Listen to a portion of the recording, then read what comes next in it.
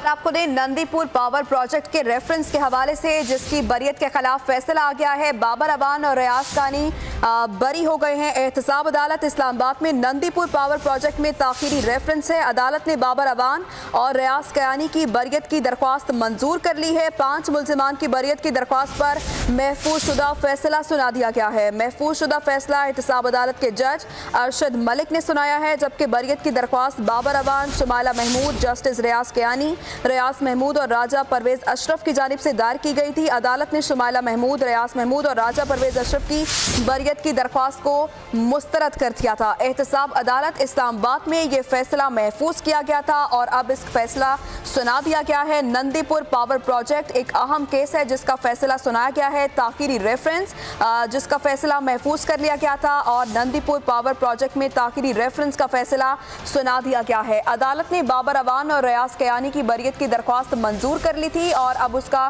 फैसला सुनाया गया है। महफूज शुदा फैसला सुना दिया गया है। अस्मा नवाज हमारे साथ मौजूद है, उनसे बात करते हैं। कहिएगा अस्मा, क्या अपडेट्स है आपके पास?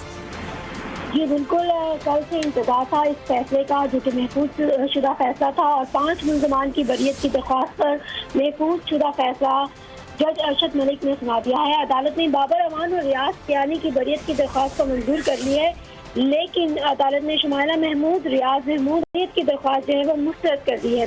बरियत की दरख्वास्त बाबर अवान, शुमाइला महमूद, जस्टिस रियाज कानी, रियाज महमूद और राजा परवेज अशरफ की जानिब से दायर की गई थी। इस केस में 7 मुल्ज़िमान थे और 5 की तरफ से बरियत की जो दरख्वास्त है वो दायर की गई थी। इस केस में तमाम मुल्ज़िमान पर जो है वो बददियानती का इल्ज़ाम है, करप्शन का इल्ज़ाम नहीं है, सिर्फ और सिर्फ बददियानती का इल्ज़ाम है। और इसमें ये इल्ज़ाम है कि ताख़ीर की गई इस प्रोजेक्ट में जो मनसूबे में है 27 बिलियन का नुकसान पहुंचा गवर्नमेंट को, जिसकी वजह से और 2014 से 2017 तक नैब ने इसकी जो है वो इंक्वायरी की है। मुकला राजा परवेज अशरफ का ये कहना ठीक है, शुक्रिया आपका अस्मा नवाज।